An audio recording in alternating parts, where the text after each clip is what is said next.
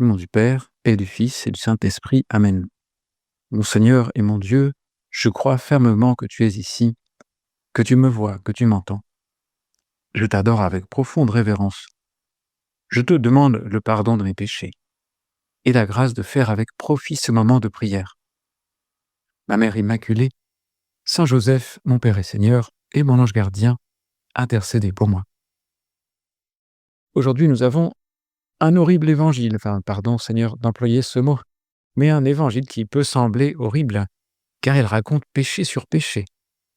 Il s'agit du martyre, de la mise à mort de Jean-Baptiste dans sa prison, par décapitation sur un ordre d'Hérode le roi. Que s'est-il donc passé pour qu'Hérode, qui protégeait Jean-Baptiste en prison, décide tout à coup d'en finir avec lui? Eh bien, nous constatons que ce n'est pas le fruit d'une décision à froid, mais d'un serment formulé au cours d'un dîner pour l'anniversaire du roi, après avoir été charmé par une jeune fille, une enfant, à qui Hérode propose la récompense qu'elle veut, fût-ce la moitié de son royaume. Et la jeune fille, petite peut-être, n'ayant pas de désir propre, se tourne vers sa mère: « Qu'est-ce que je vais demander ?» Et sa mère, l'horrible Hérodiade, remplie de haine contre Jean, demande la tête de Jean, celui qui baptise. Donc vraiment, grave injustice, barbare, décision prise sous l'effet d'un festin et d'excès, dictée par une personne mauvaise qu'il tenait sous son influence, et maintenue par respect humain. Hérode regrette ce qu'il a dit, mais il a peur de ce qu'on va penser de lui s'il ne met pas à exécution sa promesse. Il faut quand même reconnaître à Hérode quelque chose de positif, qui est le désir de connaître la vérité. Oui, il y a au moins ça. L'Évangile nous le dit. Hérode avait peur de Jean. Il savait que c'était un homme juste et saint, et il le protégeait. Quand il avait entendu, il était très embarrassé. Cependant, il écoutait avec plaisir.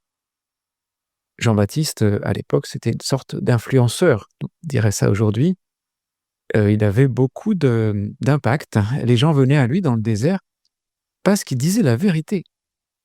Un peu fort, courageusement, il disait « Engeance de vipère, qui vous a appris à fuir la colère qui vient.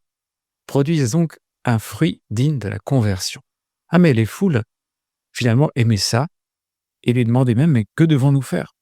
Les soldats, les publicains, les pharisiens lui posaient la question « Que devons-nous faire pour faire le bien, pour rejeter le mal ?»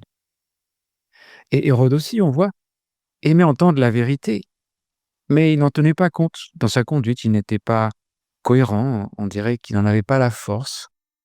L'Évangile nous le présente sous l'influence d'une femme avec qui il vit, Hérodiade. Ou alors peut-être il était cynique. Dans un autre passage d'Évangile, Jésus le qualifie de renard. En tout cas, une chose qu'Hérode ne faisait sûrement pas, Jésus, c'est l'examen de conscience. L'examen de conscience, regardez mes jugements de conscience. Voilà une brique de base dans la vie chrétienne. Un élément important dans tout chemin chrétien. En fin de journée ou au milieu, se demander est-ce que je fais le bien là, ou quel est mon but surtout? Est-ce que je suis en train de m'approcher de Dieu ou de m'en éloigner? Oui, Seigneur, que j'ai cette capacité de regarder ma conduite, que je ne sois pas une personne qui a toujours raison, une personne qui n'a rien à se reprocher. Ça peut venir avec le temps, avec l'âge. Et d'ailleurs, ça nous est tous arrivé, reconnaissons-le, de nous dire tiens, ce passage d'évangile, ça va très bien pour telle personne qui m'agace. Ou ce personnage d'évangile, il décrit parfaitement tel autre. Voilà, c'est cette immature de fille d'Hérodiade, je connais des gens comme elle, notamment telle jeune personne qui m'énerve. Ou cet imbécile d'Hérode, je le rapproche de tel homme que je déteste. Et c'est lui, tiens, tout craché. Vautré dans son confort, il a peur de l'opinion des autres, il ne peut pas prendre une décision courageuse. Alors, c'est facile de regarder les autres et d'accuser les autres, mais le Seigneur nous dit peut-être, pas forcément sur ce passage, mais sur beaucoup de passages d'évangile, le Seigneur nous dit peut-être, ce passage d'évangile, il te convient à toi.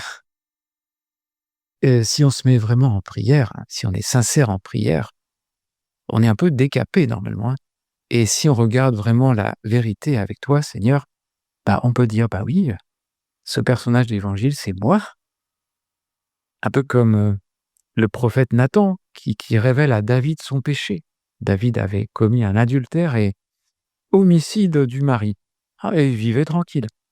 Alors Nathan, va le voir, il lui raconte une histoire, révoltante, celle d'un pauvre qui n'a qu'une brebis et le riche, à côté qui en a des milliers, va prendre la brebis du pauvre pour en faire le menu d'un invité. Ah, et c'est gravement injuste. David se met en colère et Nathan lui dit: «Cet homme qui te scandalise, mais c'est toi. Toi, tu as fait cela à Dieu». Ou peut-être la prière nous dit: «Toi aussi, tu as pris une décision à la légère, qui a des conséquences sur les autres. Tu n'as peut-être tué personne, mais tu as peut-être dit, une parole assassine». Et oui, la prière ou l'examen de conscience nous dit parfois: «C'est ça, cet homme, c'est toi ou cette femme, c'est toi». Mais ça ne s'arrête pas là. Celui qui accepte, la vérité, qui accepte de reconnaître la vérité, Jésus, celui qui accepte de se convertir, tu le reçois bien, et on le voit souvent dans l'Évangile. Ceux qui peuvent approcher Jésus, c'est les pécheurs, ceux qui approchent volontiers. Et Jésus leur dit, «Va et ne pêche plus, toi la femme surprise en flagrant délit d'infidélité». Ou alors l'homme qui était paralysé, on ne sait pas pourquoi, mais Jésus le retrouve plus tard dans le temple et lui dit, «Te voilà guéri, ne pêche plus». Il pourrait t'arriver quelque chose de pire. C'est-à-dire, ne pêche plus et tu iras bien, et tu es sauvé. Et Seigneur, que je reste toujours ancré dans la vérité par l'examen de conscience. Que je sois simple pour reconnaître la vérité. Pour ça, la confession fréquente, ça aide. La direction spirituelle aussi, aller voir quelqu'un à qui on parle de notre âme. Parce que tout seul, on peut se mentir. Et on a peut-être constaté ça, et ça peut aller loin. Dostoïevski, dans Les Frères Karamazov, met en scène un starets, donc une espèce de moine, un sage, qui dit celui qui se ment à soi-même et écoute son propre mensonge va jusqu'à ne plus distinguer la vérité, ni en soi, ni autour de soi. Il perd donc le respect de soi et des autres. Ne respectant personne, il cesse d'aimer. Et pour s'occuper et se distraire en l'absence d'amour, il s'adonne aux passions, aux grossières jouissances. Il va même jusqu'à la bestialité dans ses vices. Et tout cela provient du mensonge continuel à soi-même et aux autres. Bon, ça c'est l'extrême, c'est la littérature aussi. Mais demandons-nous, Seigneur, aide-nous à monter la garde de notre cœur, à protéger notre cœur. Comme disait le pape François, on protège bien sa maison avec des systèmes d'alarme et on ferme à clé, on fait attention. Et d'ailleurs, si dans la maison on croise quelqu'un qu'on ne connaît pas, eh bien, on réagit, n'est-ce pas? On ne reste pas tranquille. Aussitôt, disait le pape dans une audience, on lui dit: «Mais qui êtes-vous? Qui vous a fait entrer? Mais par où êtes-vous entré?» Nous aussi, disait le pape, faisons la même chose. Combien de fois entrent dans notre cœur des mauvaises pensées, des mauvaises intentions, des jalousies, tant de choses qui entrent, mais qui a ouvert la porte? Par où sont-elles entrées? En ce sens, toujours le pape, la pratique très ancienne et bonne de l'examen de conscience peut être recommandable. Oui, Seigneur, en finissant ma journée, qu'est-ce qui s'est passé dans ma journée? Qu'est-ce qui est passé dans mon cœur? Très important. Et toi, Seigneur, tu es la vérité. Mais tu n'es pas une vérité qui assomme, ou qui accable. Tu es la vérité et tu nous rends libres.